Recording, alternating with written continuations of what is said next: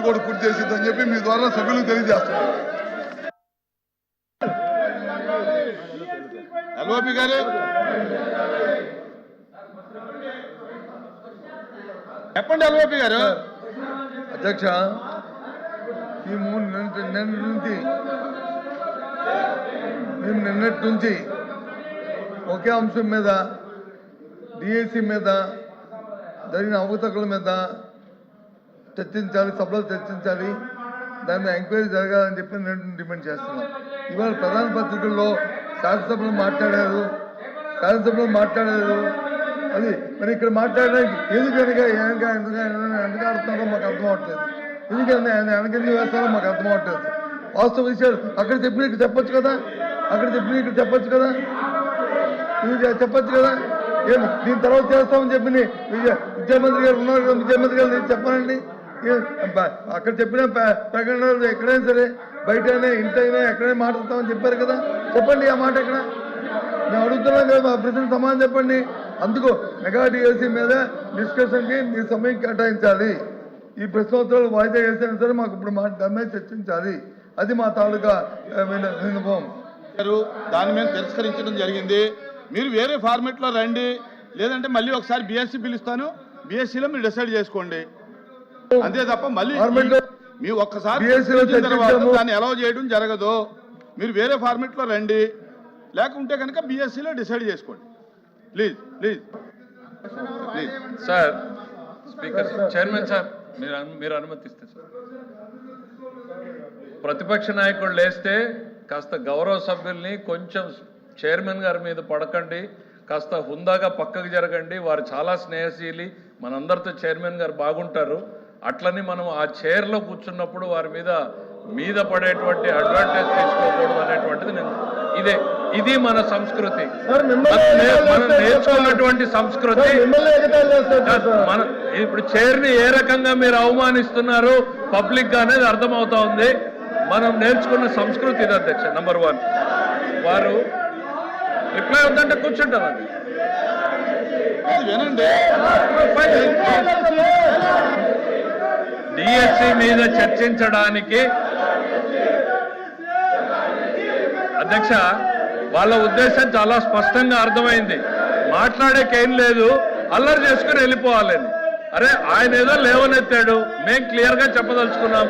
DSC మీద చర్చించడానికి ఈ ప్రభుత్వం సిద్ధంగా ఉంది అనేటువంటిది నిన్న బిఎస్సిలో స్పష్టంగా మీ ఎదురుగా ఆయనకు చెప్పాం.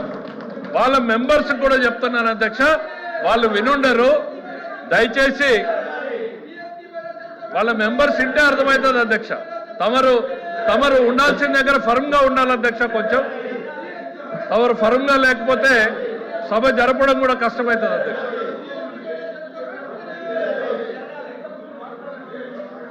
వినండి సార్. గౌరవ ఎల్ఓపి గారు అడిగిన దానికి ప్రభుత్వం నుంచి మా స్పందన ఇచ్చినప్పుడు వినే ఓపిక ఉండాలి. వాళ్ళ అజెండా ఏమైనా ఉండొచ్చు, అజెండా అల్లరి చేసి బయటికి వెళ్ళిపోవడం అనే అజెండా అయి ఉండొచ్చు, చర్చ పెట్టాలనేటువంటి అజెండా అయి ఉండొచ్చు.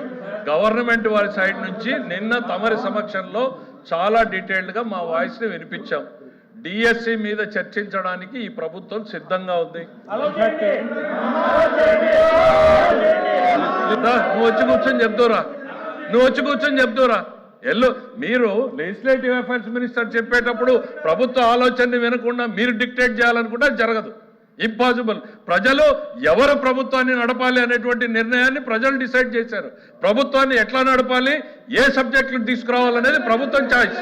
దయచేసి మీరు అనుకున్నట్టు సభ జరగదు అన్న విషయాన్ని మీరు గుర్తుపెట్టుకోవాలి. ఇక్కడ we're here to discuss about the DSC. ప్రజలకు ఒకవైపు ఎల్నినోతో ప్రజలు ఇబ్బంది పడుతూ ఉంటే తాగునీరు, సాగునీరు, వ్యవసాయం ఏ రకంగా ఈ ప్రభుత్వం వాళ్ళని ఆదుకోబోతున్నాం అనేటువంటి బాధ్యతాయుతమైనటువంటి సమాధానం చెప్పాల్సిన మీరు నిర్లక్ష్యంగా ప్రజల పట్ల ఏమాత్రం కూడా అంకిత భావం లేకుండా వాళ్ళ సమస్యల గురించి చర్చించకుండా కేవలం రాజకీయాలు చేయాలనేటువంటి ఆలోచనతో మీరు ఈ అల్లరి చేసేటువంటి కార్యక్రమం చేస్తున్నారు తప్ప రైతులు ఏ రకంగా ఇబ్బంది పడుతున్నారు, కృష్ణా డెల్టాలో రైతుల పరిస్థితి ఏంటి, గోదావరి డెల్టా ఏంటి, రాయలసీమ ఏంటి, ఉత్తరాంధ్ర ఏంటి, ఈ రైతుల సమస్యల గురించి ఒక్క నిమిషం మీరు మాట్లాడారా? తాగునీటి సమస్యల్ని ఏ రకంగా పరిష్కారం చేయాలనేటువంటి సలహా సూచనలు ఇచ్చారా? ఇన్ని ఇబ్బందులు రాష్ట్ర ప్రజానీకం దేశం మొత్తం ప్రపంచం మొత్తం ఎల్లినోతో సఫర్ అవుతా ఉంటే మీకు మాత్రం మీ నిన్నో జబ్బులు పట్టాయి. నిన్నో జబ్బు వచ్చింది మీకు. మీ అజెండా మీకు తప్ప ప్రజల అజెండా మీకు అవసరం లేదు అధ్యక్ష. దిస్ గవర్నమెంట్ ఇస్ కన్సర్న్ అధ్యక్ష. ప్రజల అజెండానే మా అజెండా. ప్రజలకు అవసరమైనటువంటి ఎల్లినో మీద చర్చ పెట్టండి, ఆ తర్వాత మీరు డిఎస్సీని టేకప్ చేయండి అనేటువంటిది మీకు చెప్పాం. దానికి వీఆర్ స్టిల్ స్టికింగ్ ఆన్ అధ్యక్ష. ఎల్ఓపి గారు,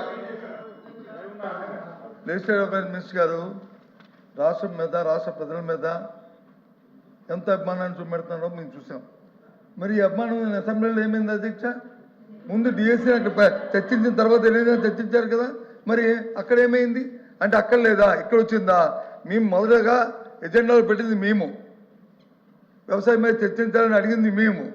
డిఎస్సీ మీద చర్చించిన వెంటనే వ్యవసాయం మీద చర్చించండి, ప్రజలు ఇబ్బంది పడుతున్నారు, వర్షపాతం లేక ఎరువులు దొరక్క గిట్టుబాటు ధరలు లేక ఇబ్బంది పడుతున్నారు, అల్లాడుతున్నారు. ఎప్పుడు ఇలాంటి పరిస్థితులు ఈ రాష్ట్రంలో లేవు అని చెప్పింది మేము. ఇటువంటి పరిస్థితుల్లో ప్రజలను ఆదుకోవాలని చెప్పాం. మరి అసెంబ్లీలో మరి ఎందుకు పెట్టారు అధ్యక్ష? ముందు డిఎస్సీ పెట్టండి. అక్కడ లేదా? అక్కడ ప్రజలు కాదా? అక్కడ చర్చించిన ప్రజలు కాదా? అక్కడ వచ్చి వెళ్ళిన రెండో పెడతారు, ఇక్కడ వచ్చి మాత్రం పెడతారు. అంటే ప్రజల మీద ఎంత శ్రద్ధ ఉందో. క్వశ్చన్ అవర్ అయిన తర్వాత బిఎస్సీ పిలుస్తాము, బిఎస్సీలో డిసైడ్ చేసి మీరు లేదు పిలిచారు. ఓపెన్ చేయండి అధ్యక్ష. అధ్యక్ష అధ్యక్ష అధ్యక్ష అధ్యక్ష ఓపెన్ చేయండి. ఇప్పుడు 4 రోజులు పెట్టారు అసెంబ్లీని, ఇంకో 2 రోజులు పొడిగించండి, బిఎస్సీలో పొడిగించండి, మాట్లాడుకుందాం. మాట్లాడదాం. ఎంత ప్రజల మీద వాళ్ళకి అభిమానం ఉందో, ఎంత ప్రజల మీద మాకుందో అసెంబ్లీ కౌన్సిల్ తెలుసుకుందాం. ఇంకో 2 రోజులు పొడిగించండి. అది బిఎస్సీలో జరిగే కార్యక్రమం అండి. 4 రోజులు ఎందుకు పెట్టాలి? అది ఇక్కడ కాదు కదా మనం డిసైడ్ చేసింది, బిఎస్సీలో ఇది సరే. మీరు ఏమి ఇచ్చామో అధ్యక్ష అధ్యక్ష జీవితంలో ఏ ఉద్యోగం ఇచ్చామో, జీవితంలో ఒక్కసారి డిఎస్సీ ఆయన కూడా మంత్రిగా ఉన్నాడు, వీళ్ళు డిఎస్సీ గురించి మాట్లాడతారు, మేము వినాలి.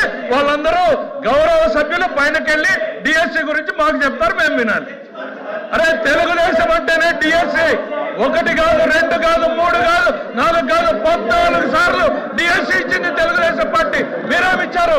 ఒక్కటి కూడా ఇవ్వలేదు. మనుషులకు కాస్త ఆలోచన ఉండాలి అంతే. అరచుకోండి, అరవండి చాలు. మనం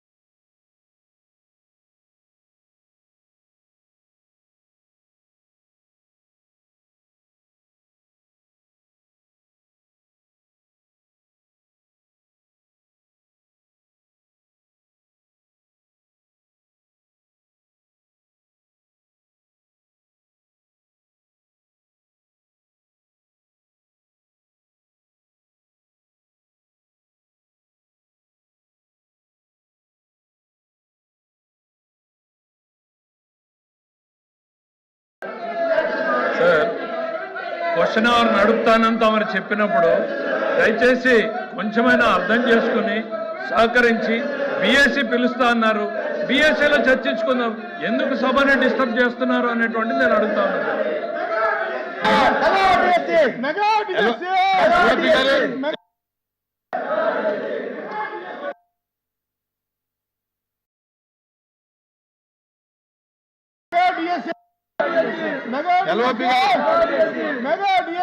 క్వశ్చన్ అవర్ అయిన తర్వాత బిఎస్సీ పిలుస్తాము.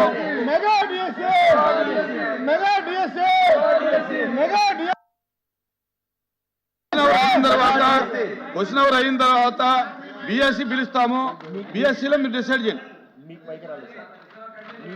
ఎల్ఓపి గారు మైక్ అంటే మేము మా పాయింట్ తీసుకుని టైం ఫిక్స్ చేయండి. ఇప్పుడే ఫిక్స్ చేయండి టైం.